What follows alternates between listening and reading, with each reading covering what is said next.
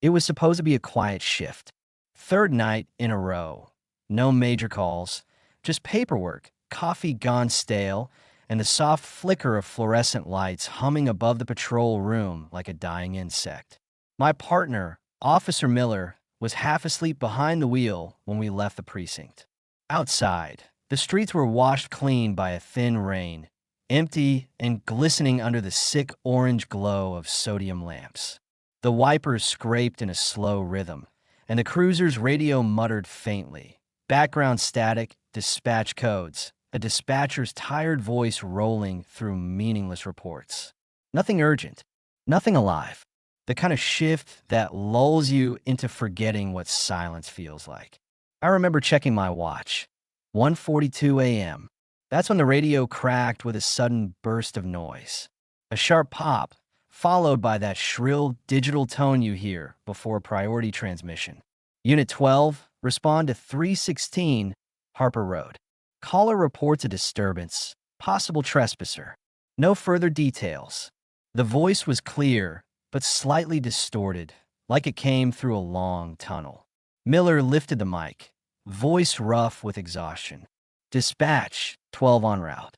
He let go of the button, but instead of the usual confirmation tone, the line stayed open just long enough for something else to come through. A faint breath, or maybe a shuffle. Then static again. "You hear that?" I asked. "Probably just bad signal," he said. But he turned down the heater and focused on the road, jaw tightening. Harper Road. I hadn't been out there in years. It used to be part of an old industrial zone before the floods forced half the businesses to close. The warehouses were stripped, the houses abandoned. Sometimes homeless camps formed there, but lately it had been dead quiet. Just rot and rust. As we approached the South District, the streetlights began to thin out. The ones still working flickered in slow, irregular pulses, making the road ahead feel like it was breathing. The rain picked up again, tapping against the windshield in uneven bursts. "You ever notice," Miller said after a long silence, "how this side of town smells different? Like old wires." I nodded. It did. Damp concrete, mold, and the faint metallic tang of something electrical. When we turned on a Harper, the air seemed heavier, thicker. Then the radio hissed again, faint static, low and rhythmic, almost like breathing. Miller adjusted the volume. "Dispatch, say again," he asked. But no response. Instead, a long, low hum filled the cruiser's cabin. Not feedback, something mechanical, too steady. It vibrated through the dash and into my chest. I felt it behind my ribs. Then, through the hum, a voice. Male. Distant. Whispering. I couldn't make out words, just a pattern, syllables repeating, fragments of something human, cut by static. I froze, staring at the radio display. It didn't even show an active channel. Miller turned it off. The hum didn't stop for another few seconds. When it finally did, the silence felt unnatural. We didn't speak after that. Just drove. The fog started to crawl in from the alleys, thick and low, glowing faintly under the lights. Our headlights hit 316, a brick warehouse, old, with one corner collapsed. The gate was open, one hinge snapped. The metal creaked slightly as the wind pushed it. There were no lights inside, no signs of anyone. I remember thinking how black the doorway looked, like it swallowed the beam of the headlights. Miller noted the time. 2:03, he said quietly. "Let's check it quick." I stepped out first. The cold hit instantly, sharp, wet, biting. The rain had stopped, but water still dripped from somewhere high above, rhythmic and slow. The sound echoed through the alley between buildings. Every step on the soaked asphalt seemed too loud. I pressed the mic. "Dispatch, Unit 12 on scene, checking perimeter." Only static answered. Then, faintly, a voice again, the same whispering tone we'd heard before, clearer now, one word buried under the interference. "Watch." My throat went dry. "Miller, you catch that?" He nodded once, hand on his sidearm. "Let's just look around." We split slightly. He went toward the loading bay. I checked the office side. My flashlight beam cut through dust and mist. The walls were covered in graffiti, most of it faded to illegible shapes. I tried calling out, "Police department. Anyone inside?" My voice came back wrong, delayed, as if the echo hesitated before answering. I moved deeper. The smell changed from damp concrete to something older, metallic. The kind of scent you get when you open an old battery. I found an open door leading into the main storage floor. Broken glass and wooden pallets littered the ground. The rain outside had turned everything slick, reflecting my light in weird angles. That's when I noticed footprints. Fresh ones, wet soles, leading from the door straight into the dark. "Miller," I called. "Got something?" No answer. Only the faint buzz of the radio, then a burst of static that made me flinch. "Miller, you copy?" I tried again. The static rose into a hiss, then through it, a sound like someone inhaling through their teeth. A dry, shaking breath.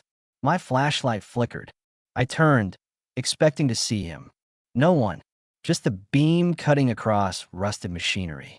I took a step backward, my own breathing too fast now. Then I heard it. From above, a creak, slow, deliberate, like someone walking on a catwalk overhead, matching my movement. I aimed the light upward. Nothing. Just dust hanging in the air like fog.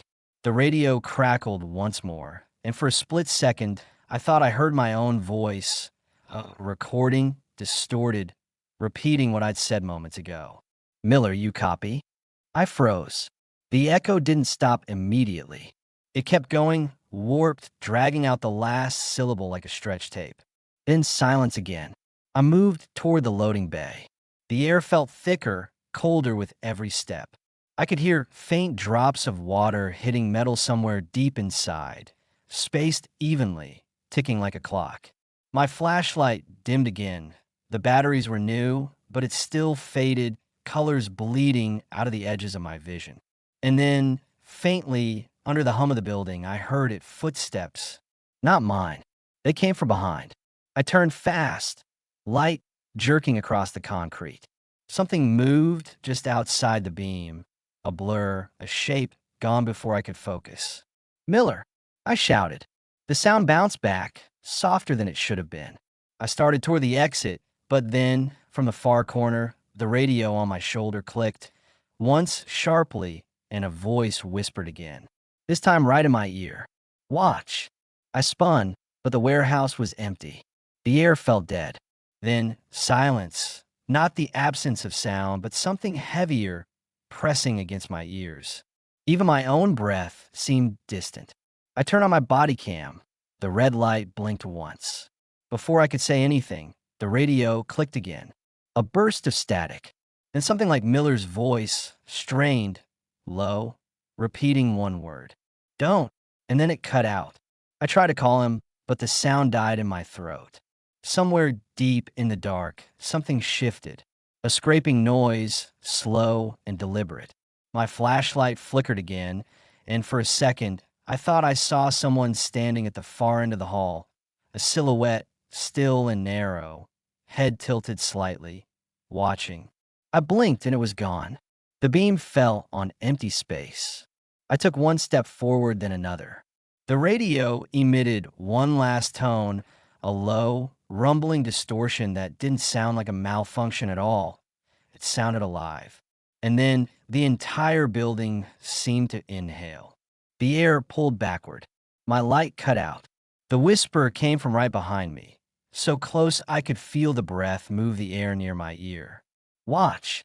The sound of Miller's breathing stopped. Then everything, sound, motion, even my pulse, vanished into absolute silence. Body cam recovered footage begins at 2:11 a.m. Audio distorted. Visual static present throughout. Location confirmed. 316 Harper Road, South District. Both officers entered through the east loading entrance. Only one body cam later retrieved. The first 30 seconds show Officer Miller's voice faintly ahead, flashlight beam crossing the left side of the frame, movement cautious, deliberate. "Stay close," he says. The rest is silence, except for boots against wet concrete and the constant drip of water echoing like a slow clock. The camera pans over rusted shelves, chains swaying slightly even though there's no wind. Then a low thump from above. The beam jerks upward. Nothing. Miller mutters, second floor maybe, and moves toward a staircase that's half collapsed, railing rusted through. You can hear me behind the camera breathing too loud. The kind of breathing you can't control when you realize you're somewhere you shouldn't be. We split again. I went left through what looked like an office area, Miller toward the catwalk. That's the last clear sight of him on the recording.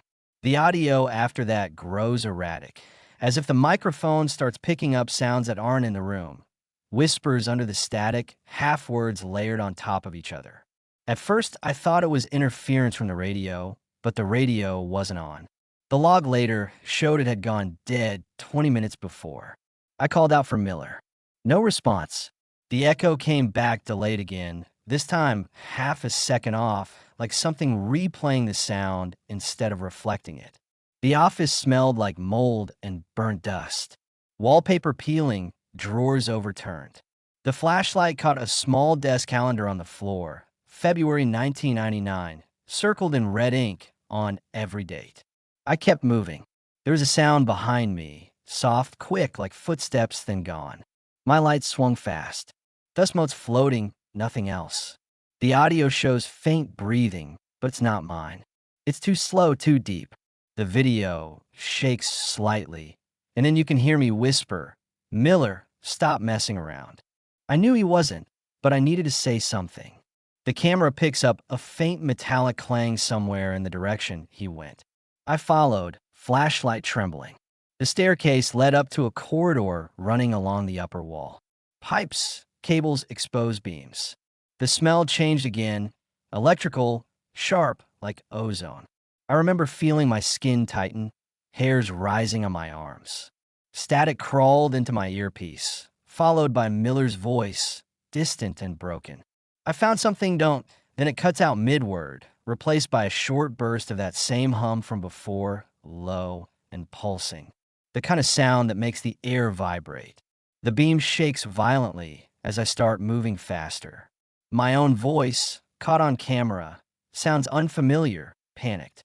Miller respond. Only the hum answers.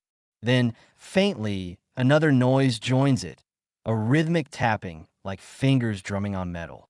It comes from the dark end of the corridor. The camera autofocuses, but there's nothing there.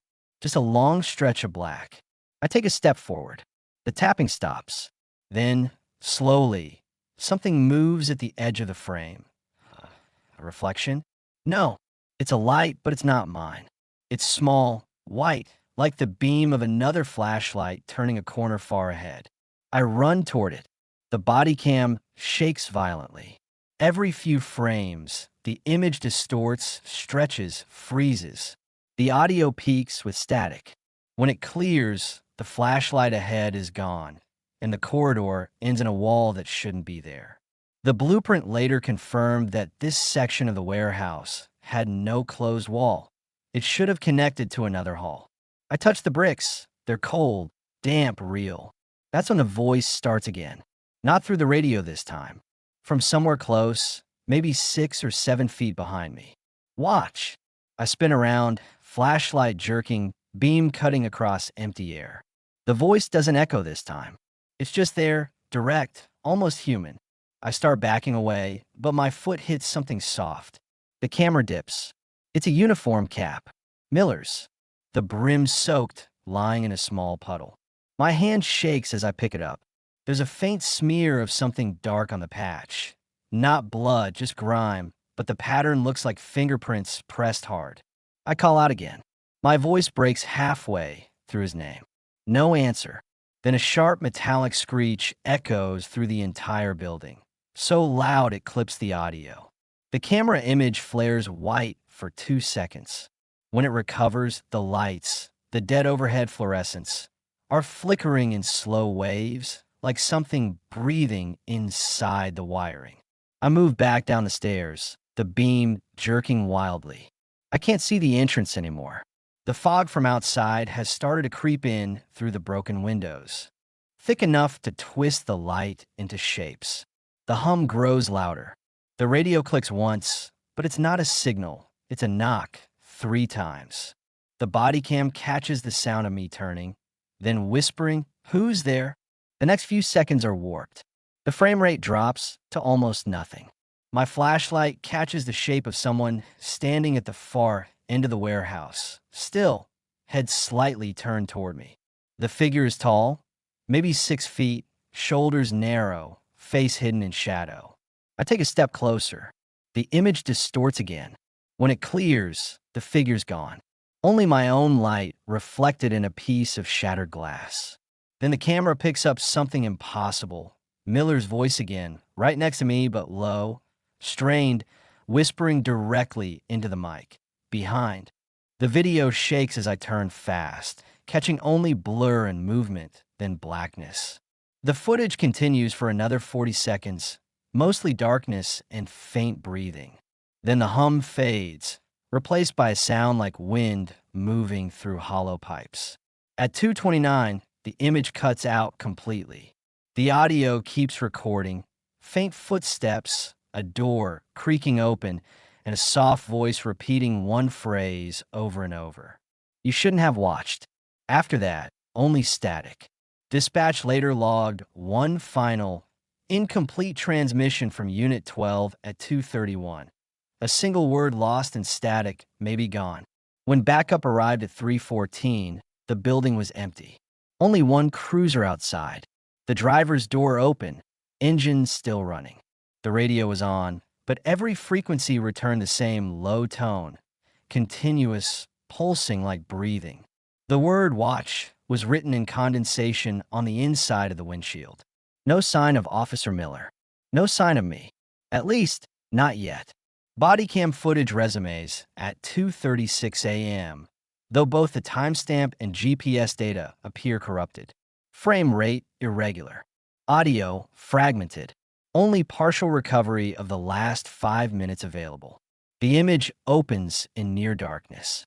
The flashlight beam swings across wet concrete, then onto a rusted pillar streaked with something black. Heavy breathing fills the mic.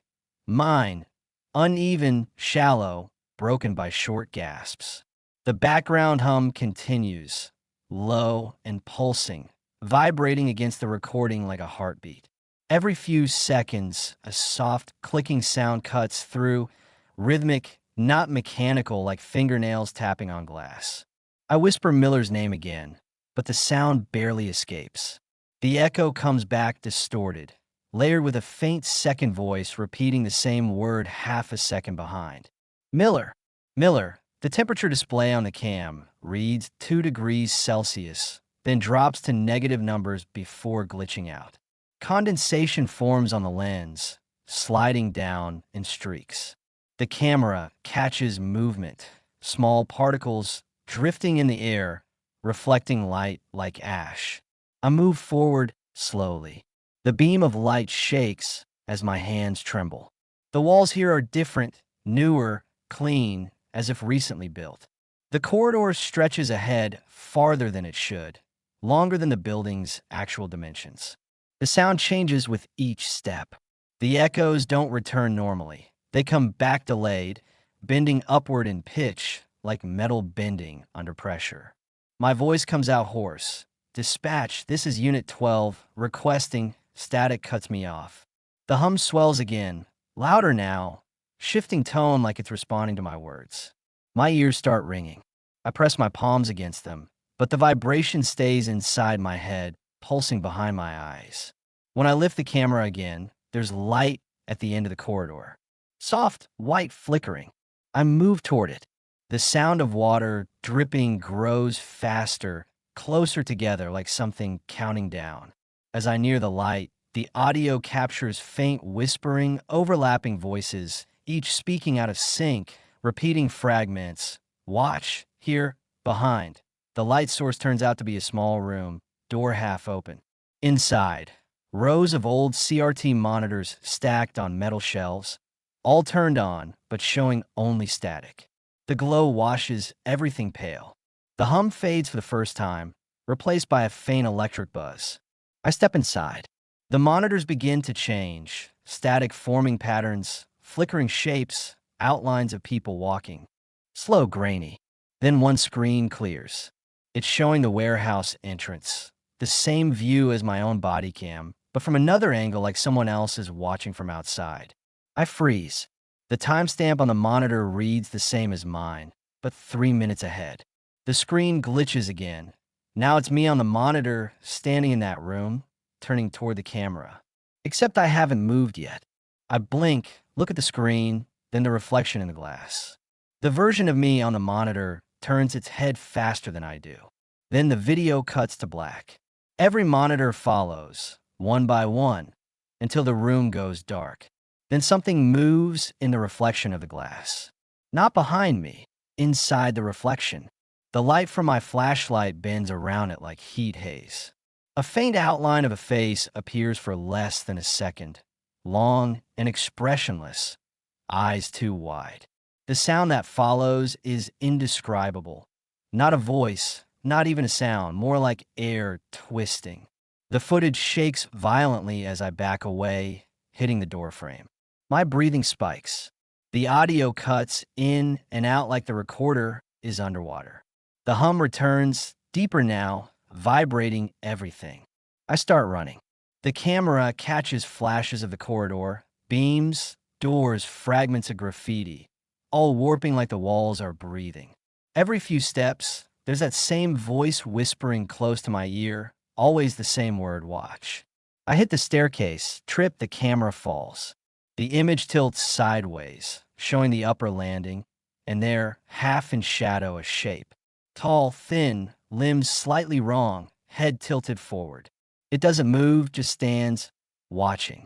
Then its outline flickers, breaks apart like a bad signal, and suddenly it's closer. The camera drops again as I scramble backward. My own voice on the mic becomes incoherent, fragments of prayers, commands, anything to stay conscious. The flashlight beam catches the figure for a single frame before the lens cracks. It's not possible to describe clearly. The shape seems human, but stretched, proportions unstable, the edges of its form vibrating like static. For less than a second, the camera autofocus locks on its face. Eyes completely black, reflecting light like wet glass, mouth slightly open but unmoving. Then the image whites out. The next frame shows me outside, rain falling hard, gasping for air near the patrol car. The transition has no logical cut, just one glitch between interior and exterior. I shout into the radio, "Officer down." Miller's static swallows it. The lights in the car flicker. Inside, the dash cam is on, though the keys are gone. The engine runs itself. Every radio channel emits the same noise, a low tone repeating every 5 seconds, like breathing through a speaker. The camera pans across the windshield. The word watch is still there, but the condensation is moving against gravity, sliding upward instead of down. I get into the driver's seat. The cabin light flickers, goes dark. In the reflection of the rearview mirror, for a split second, there's a figure in the back seat, head tilted down, hands resting on its knees. I turn fast, nothing there. When I face forward again, the radio crackles. Miller's voice, clear this time, whispering, "Don't look." The hum returns, rising in pitch. I throw the car into reverse. The headlights flash against the building. In that light, every window on the upper floor is lit from within, each showing the same silhouette, still staring down at me. The radio clicks once, then the voice changes, distorted, layered with mine, repeating one phrase over and over. "You watched." I slam the accelerator. The sound rises, mechanical and human all at once. The footage cuts off at 2:44, just before the cruiser hits the end of the road.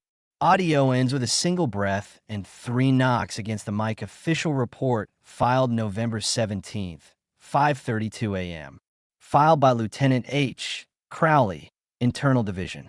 Subject: recovery of vehicle Unit 12. Location: South Industrial District, Harper Road perimeter. Patrol cruiser found with headlights on, engine cold, driver's door open. Radio transmitting steady tone at 78 hertz. No officers on site. No signs of struggle. Dashcam found corrupted, containing only 37 seconds of usable footage. Begins with the image of the warehouse in darkness, fog rolling through the street, timestamp 2:46 a.m.